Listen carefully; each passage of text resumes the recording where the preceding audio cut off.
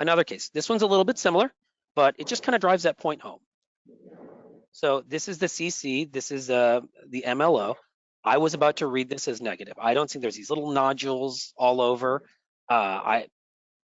Nothing struck my eye, right? And then the case score was an 85.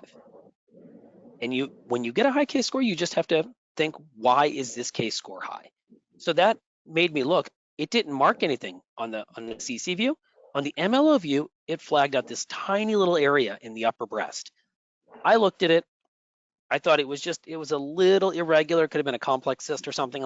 I was begrudgingly calling this back, kind of, frustrated that now my hands are tied. I have to call this back. It's like this software program doesn't know anything. It's just getting in the way. It's cumbersome. And yeah, same spot here. You can see some irregular margins. And then when we do the spot, you see there's irregular margins, little spiculations here. So I got my radar increased for something, potential badness here, right? And then she proceeds to ultrasound, and you see a 4 by 7 millimeter cancer, oddly similar to the first case. A little cancer buried in dense tissue.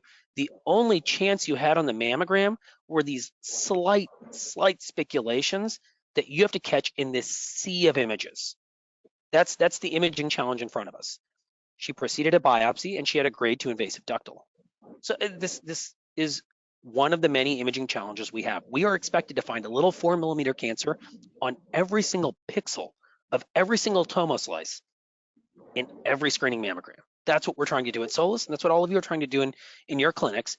We need help. We can't do this just by our subjective assessment of being legends, right? We're all legends in our mind. We all think we're amazing.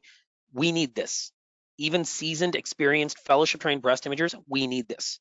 There's no reason not to have this kind of help. That's my point.